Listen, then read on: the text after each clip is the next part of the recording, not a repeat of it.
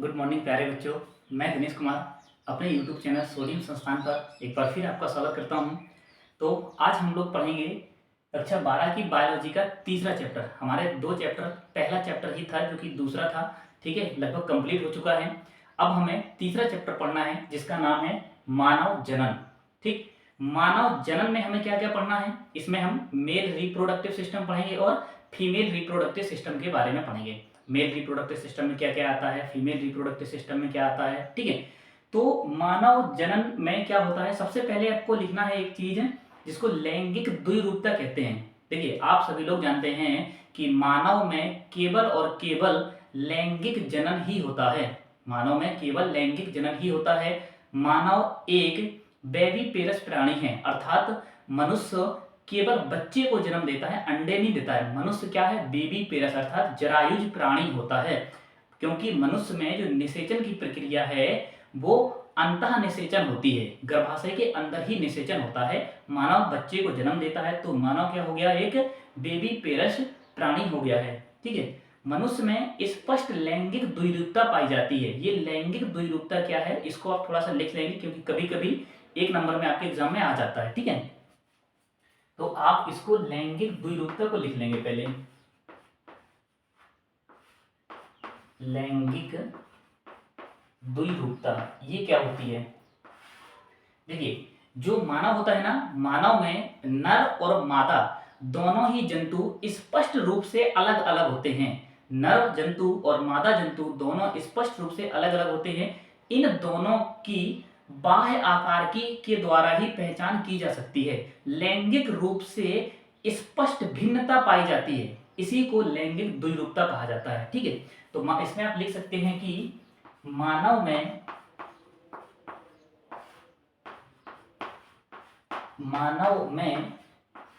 नर तथा मादा जंतु लैंगिक रूप से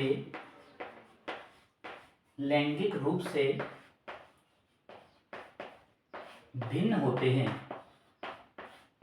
लैंगिक रूप से भिन्न होते हैं, इसे ही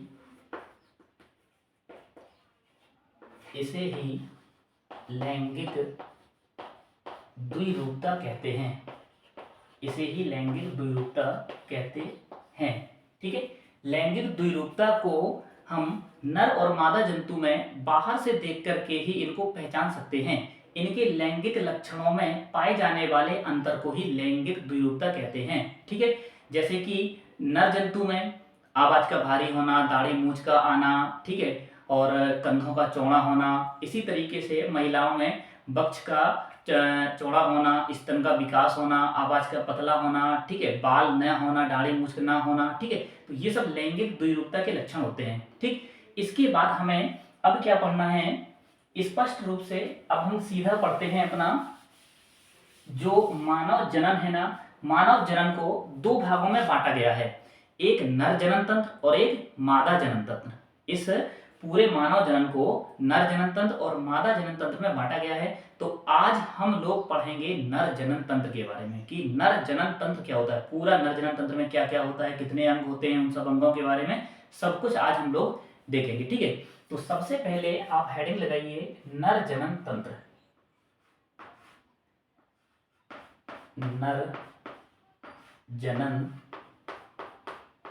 तंत्र, ठीक, इसको बोलते हैं male reproductive system. Male reproductive system, ठीक है। मेल रिप्रोडक्टिव सिस्टम, नर जनन तंत्र क्या होता है, नर के जो भी लैंगिक लक्षण होते हैं, नर के लैंगिक लक्षण और लैंगिक अंगों को सम्मिलित रूप से मिलाकर के नर जनन तंत्र कहा जाता है, ठीक। तो नर के लैंगिक अंगों को मिलाकर के एक जो तंत्र बनता है उसी को लैंगिक, नर का लैंगिक जनन तंत्र या नर जनन तंत्र कहा जाता है। इसके अंतर्गत नर के लैंगिक अंगों को रखा गया है। ठीक है, इसमें आपको लिखना हो तो लिख लीजिए आप, नर के सभी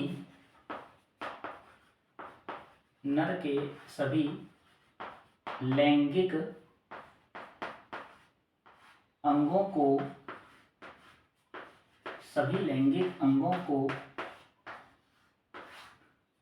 सम्मिलित रूप से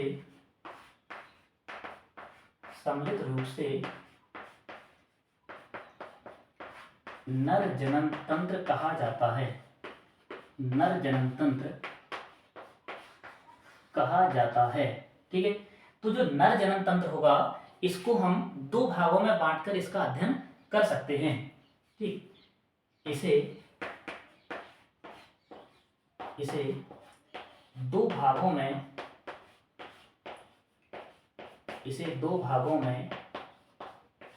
बांटा जा सकता है। दो भाग कौन कौन से हो सकते हैं इसके? देखिए, पहला इसका हो जाएगा प्राथमिक लैंगिक अंग।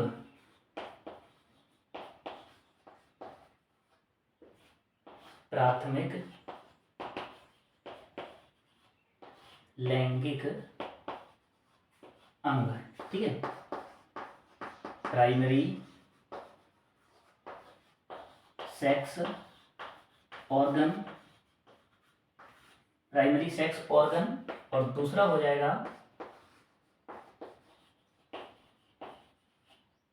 द्वितीयक या सहायक, बोलेंगे इसी को, द्वितीयक या सहायक लैंगिक अंग। सहायक लैंगिक अंग, ठीक है, सेकेंडरी या एसेसरी।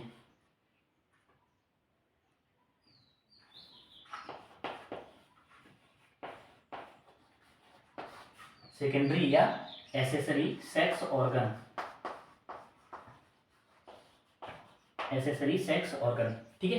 तो नर जनन तंत्र को हम दो भागों में बांट करके इसका अध्ययन कर सकते हैं।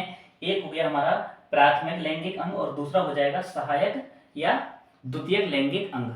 इसमें अब हमें क्या करना है, सबसे पहले इसका नर जनन तंत्र का एक संपूर्ण चित्र बनाना है, एक डायग्राम बनाना है, और डायग्राम बनाने के बाद हम लोग फिर एक एक अंग के बारे में पढ़ेंगे। ठीक है, अभी आपको क्या करना है, सबसे पहले नर जनन तंत्र का आप डायग्राम बनाएंगे। ठीक है, देखिए डायग्राम बनाना कोई बहुत कठिन नहीं है, और डायग्राम जिसने बनाना सीख लिया, बायोलॉजी का मैं आपको पहले भी बताया है और अभी भी बता दे रहा हूँ, बायोलॉजी पढ़ने का सबसे अच्छा कॉन्सेप्ट होता है आप डायग्राम बनाना सीखिए। बायोलॉजी में थ्योरी का कोई महत्व नहीं होता है, डायग्राम का ही सबसे ज़्यादा इंपॉर्टेंस होता है। अगर आपने डायग्राम बनाना सीख लिया है तो आप बायोलॉजी में बहुत अच्छे मार्क्स ऑब्टेन कर सकते हैं। ठीक है, तो देखिए आपको नर जनन तंत्र का क्या बनाना है, डायग्राम बनाना है। कैसे बनाते हैं नर जनन तंत्र का डायग्राम? देखिए सबसे पहले आप यहां पर इस तरीके से दो टेस्टिस बनाएंगे, टेस्टिस के ऊपर इस तरीके से आप एपिडिडाइमिस बना करके और ये वासा डिफरेंस वगैरह बनाएंगे। ठीक है, इस तरीके से। इसके बाद यहां आप बनाएंगे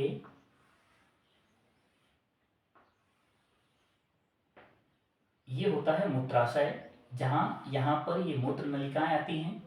ठीक है, किडनी से ये मूत्र नलिकाएं निकलती हैं।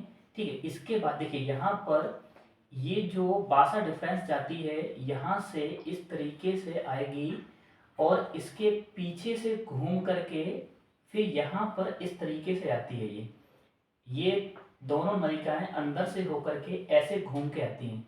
इसी तरीके से ये वाली नलिका ऐसे जाएगी, ठीक है, और इसके अंदर से ऐसे घूम करके आती है। ठीक है, ये अंदर से होकर के इस तरीके से आती है। ठीक, यहाँ पर ये जो मूत्राशय होता है, मूत्राशय से इस तरीके से मूत्र मार्ग निकलता है, इस तरीके का ये मूत्र मार्ग होता है, और यहाँ पर इसी जगह पर इस तरीके की दो ग्रंथियां होती हैं जिन्हें क्या बोलते हैं, सेमिनल वेजाइकल।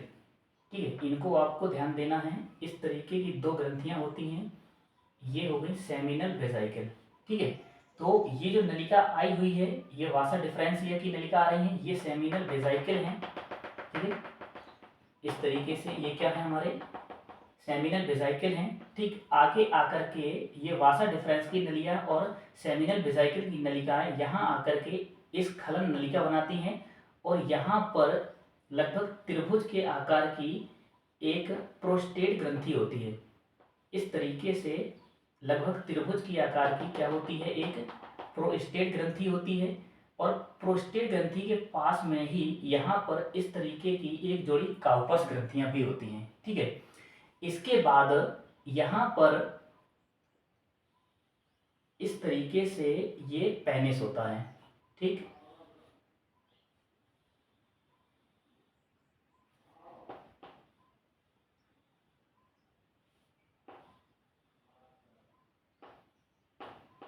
इस तरीके से ये पेनिस होता है। देखिए इस तरीके से आपका ये नर जनन तंत्र का चित्र कंप्लीट हो जाता है।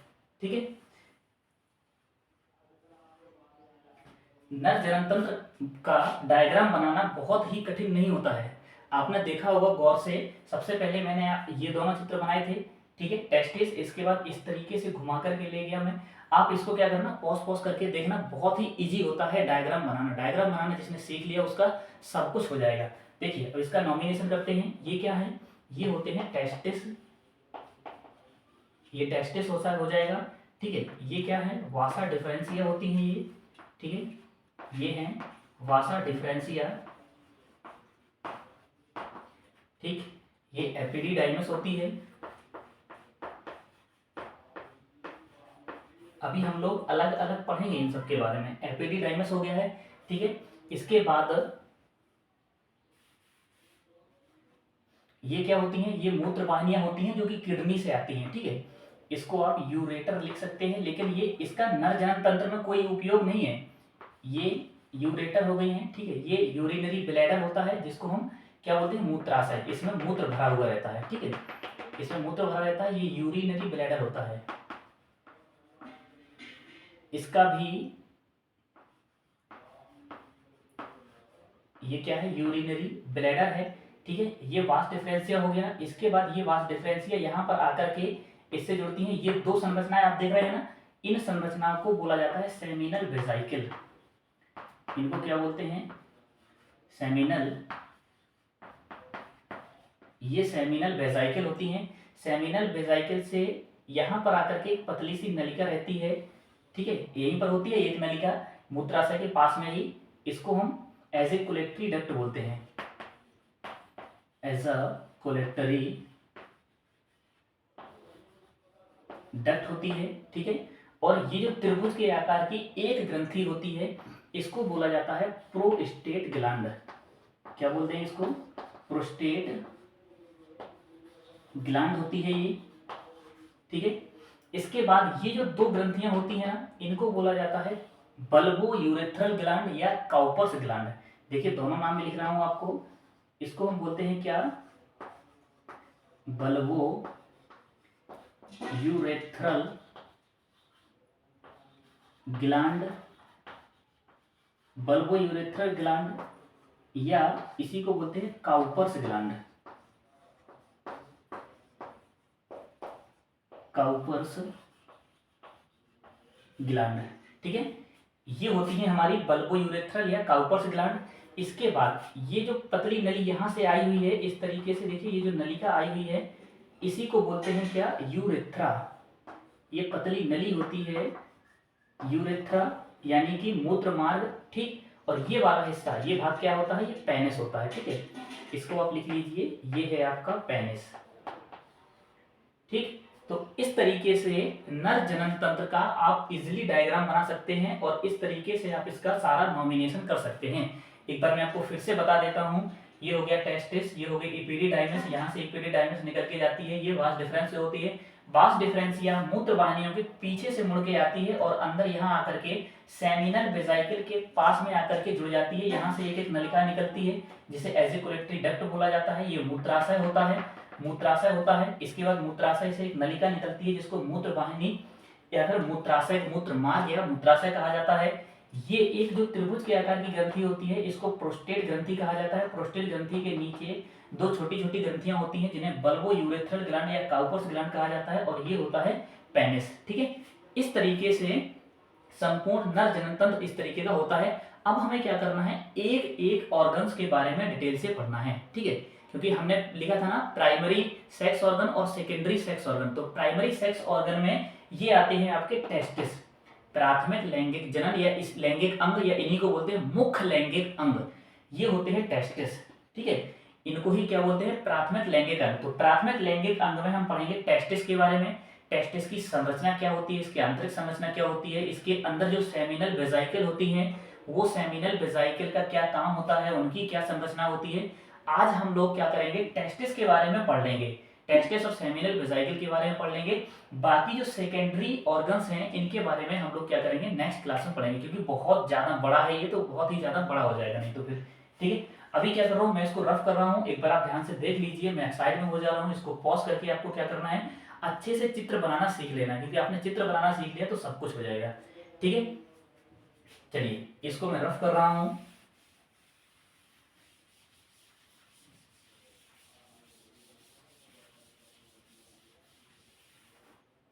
अब आपको क्या करना है, आप हेडिंग डालिए प्राथमिक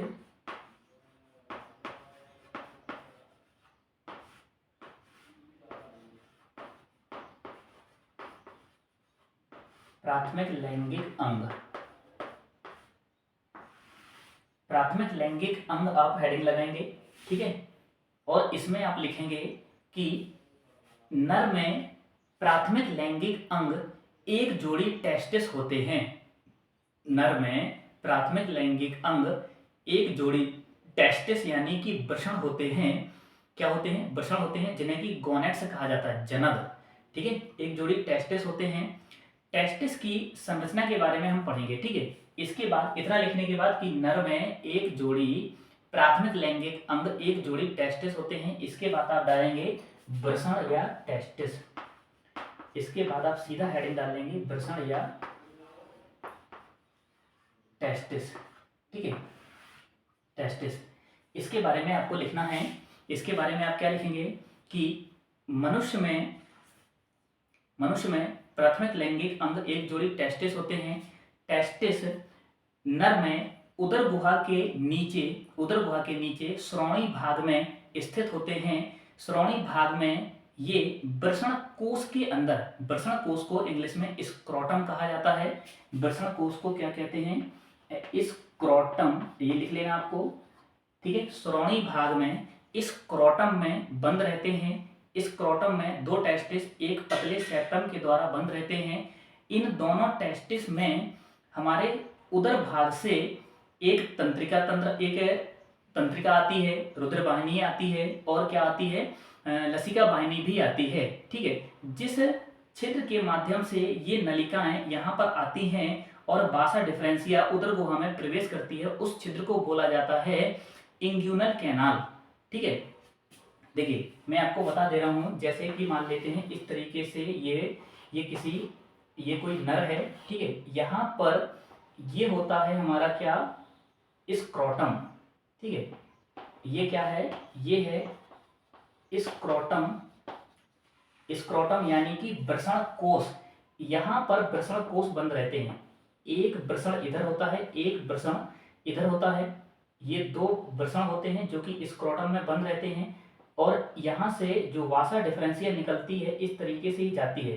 तो यहाँ पर जो छिद्र होता है इस छिद्र को ही बोला जाता है इंग्यूनल कैनाल। ठीक है, इस छिद्र को ही इसको बोलते हैं इंग्यूनल कैनाल। इसको इंग्यूनल कैनाल बोला जाता है। फिर ये यहाँ से आकर के इस तरीके से घूमती है। ठीक है, तो ये इंग्यूनल कैनाल हो गई है। तो मनुष्य के टेस्टिस, इसके बाद आपको लिखना है जो टेस्टिस होता है वो आपको इसकी आंतरिक संरचना लिखनी है, टेस्टिस की आंतरिक संरचना। ठीक है, आपको मैं यहाँ डायग्राम बना दे रहा हूँ, डायग्राम बना करके मैं बोलता जाऊंगा और आप क्या करेंगे, उसको लिखते जाएंगे। ठीक है, देखिए हमारा प्रत्येक टेस्टिस लगभग अंडाकार आकृति का होता है। इस तरीके से एक टेस्टिस अंडाकार आकृति का होता है, जिसमें 2 स्तर होते हैं। कितने स्तर होते हैं? 2 स्तर होते हैं। इसका एक स्तर पूरे टेस्टिस में नहीं फैला रहता है, जबकि एक स्तर जो होता है वो पूरे टेस्टिस में फैला हुआ रहता है। इसका बाहर वाला स्तर, इसका ये जो बाहर वाला स्तर होता है ये कहलाता है ट्यूनिका एल्बोजिनिया।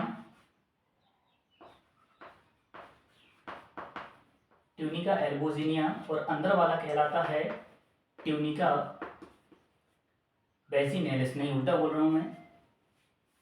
बाहर वाला कहलाता है ट्यूनिका वेजिनेलिस,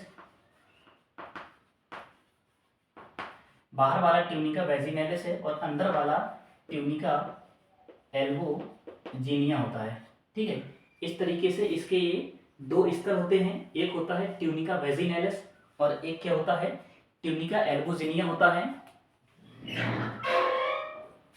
देखिए, ट्यूनिका वेजिनेलिस, ट्यूनिका एल्बोजिनिया। इसके बाद जो अंदर वाला स्तर होता है ट्यूनिका एल्बोजिनिया, ये अंदर की ओर मुड़ मुड़ करके, इस तरीके से अंदर की ओर मुड़ करके ये क्या करता है? बहुत सारे लगभग 250 कक्ष बनाता है। ये ट्यूनिका एल्बोजिनिया अंदर की ओर मुड़ करके इस तरीके से लगभग 250 कक्ष बनाता है। ये इस तरीके से कितने? लगभग 250 चैम्बर बनाता है। ठीक है, इनको हम क्या बोल सकते हैं? चैम्बर बोल सकते हैं। ठीक, ये है हमारे चैम्बर। 250 चैम्बर बनाते हैं। प्रत्येक चैम्बर में लगभग 1 से 3 इस तरीके से अत्यंत कुंडलित नलिकाएं उपस्थित होती हैं। प्रत्येक चैम्बर में 1 से 3 अत्यंत कुंडलित नलिकाएं उपस्थित होती हैं। इन्हीं नलिकाओं को सेमिनिफेरस ट्यूबुल्स कहा जाता है। ये हमारा अंदर वाला स्तर है। ठीक है, ये सेप्टम होते हैं। इस तरीके से ये क्या होते हैं? ये जो मैंने बनाए हैं ये सेप्टम है इसके, ये इसके सेप्टम होते हैं। ठीक है, तो प्रत्येक चैम्बर में लगभग 2 से 3 या 1 से 3 अत्यंत कुंडलित नलिकाएं होती हैं। इन्हीं नलिकाओं को क्या कहा जाता है? इन नलिकाओं को कहा जाता है सेमिनिफेरस ट्यूबुल्स। ठीक है, अभी यहाँ पर यहाँ हमें वो बनाना पड़ेगा एक, इस तरीके से। इसके बाद ये एपिडीडाइमस निकला रहता है। इस तरीके की एक संरचना होती है, इसको हम क्या बोलते हैं? एपिडीडाइमस बोलते हैं। ये देखिए, ठीक है, तो ये पूरा टेस्टिस की संरचना हो गई है। यहाँ पर ये जो कुंडलित नलिकाएं होती हैं, इन्हीं नलिकाओं को बोला जाता है सेमिनिफेरस ट्यूबुल्स। ठीक है, यहाँ लिख दे रहा हूँ, इनको क्या बोलते हैं? सेमिनिफेरस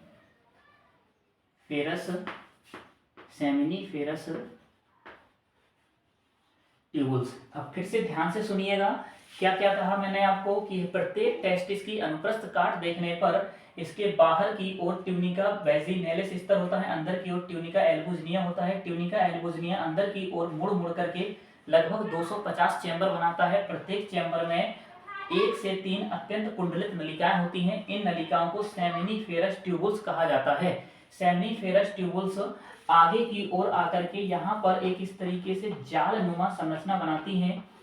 इस जाल को कहा जाता है रेटे टेस्टिस। इस जाल को कहा जाता है रेटे टेस्टिस।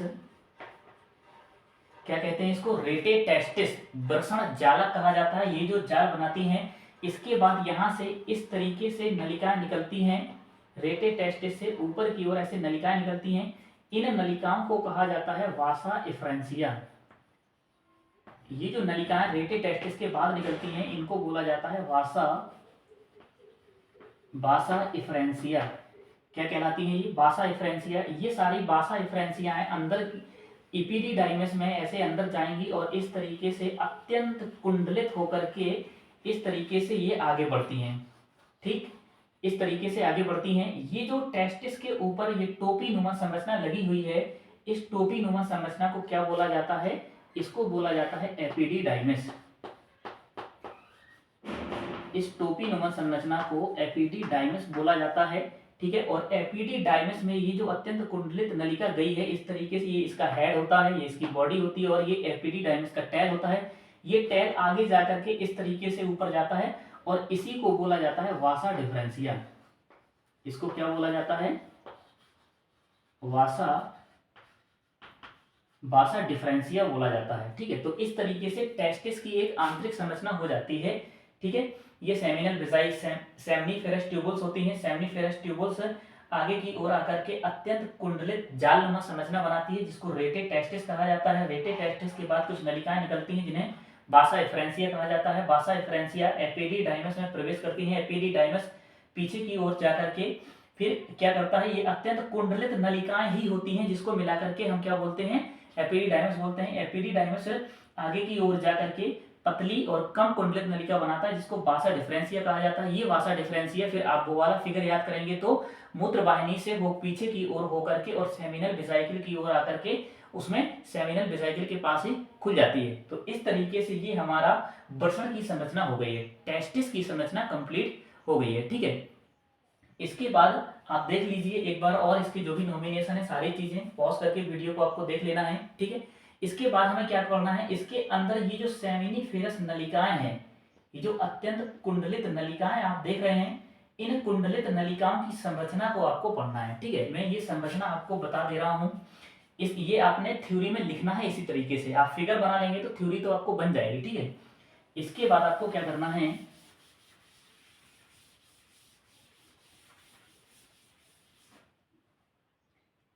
आप हेडिंग लगाएंगे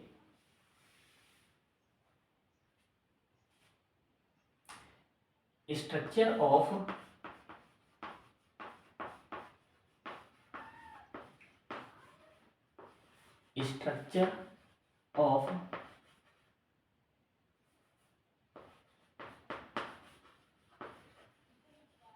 सेमिनिफेरस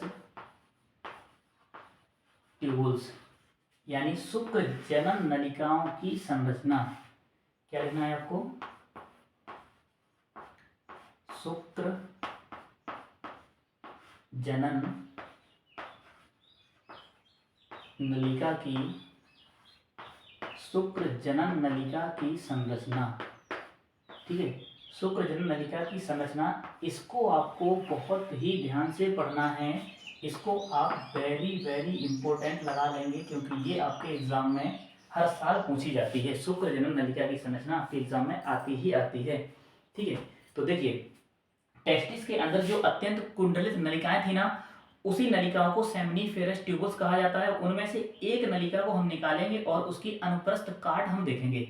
जब हम एक सेमनीफेरस नलिका को काट के देखते हैं तो ये लगभग इस तरीके की एक गोलाकार संरचना के रूप में दिखाई देती है, और इसके चारों तरफ इस तरीके से और भी नलिकाएं इसके चारों तरफ इस तरीके से घेरे में व्यवस्थित रहती हैं। ठीक है, इसका जो ये वाला स्तर होता है, ठीक है, इसको बोला जाता है जर्मिनल इपिथीलियम। क्या बोला जाता है? Germinal epithelium. इस स्तर को हम बोलेंगे जर्मिनल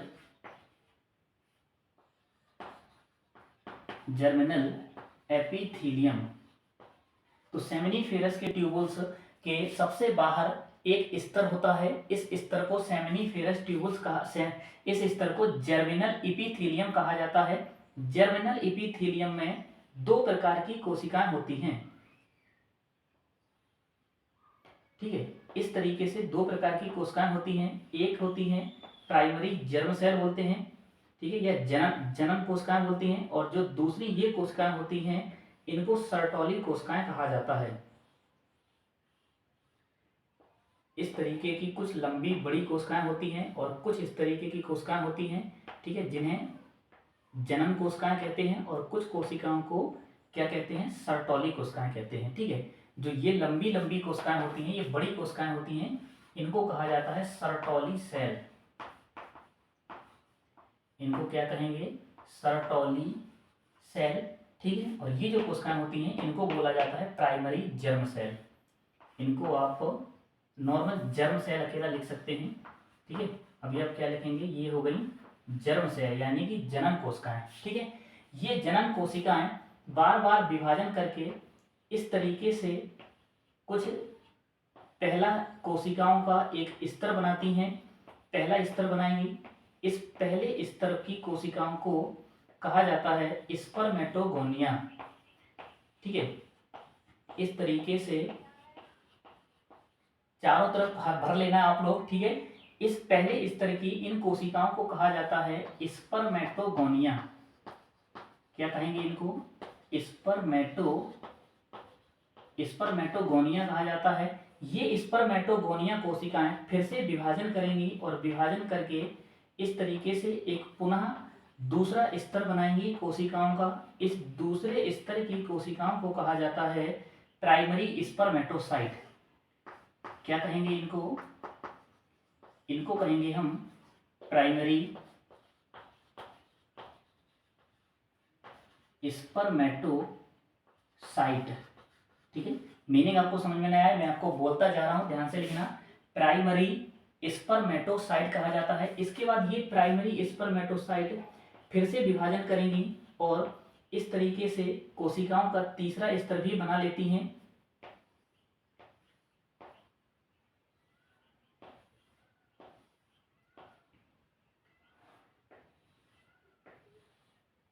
ठीक है, इस तरीके से कोशिकाओं का ये तीसरा स्तर भी बना लेती हैं। इस तीसरे स्तर की कोशिकाओं को कहा जाता है सेकेंडरी स्पर्मेटोसाइट। तीसरे स्तर की कोशिकाओं को क्या कहते हैं? Secondary spermatocyte. फिर ये सेकेंडरी स्पर्मेटोसाइट में मियोसिस विभाजन होता है और मियोसिस विभाजन से बन जाते हैं स्पर्मेटिड। इस तरीके से ये छोटी छोटी संरचनाएं बन जाती हैं जिनको स्पर्मेटिड कहा जाता है। तो ये पूरे में फैले रहते हैं और ये स्पर्मेटिड यहाँ आकर के इस तरीके से सर्टोली कोशिकाओं में चिपक जाते हैं और अपना रूपांतरण करके स्पर्म में बदल जाते हैं। इस तरीके से ये स्पर्म का निर्माण हो जाता है। ठीक है, तो यहाँ पर ये स्पर्म इस तरीके से भरे रहेंगे। ठीक,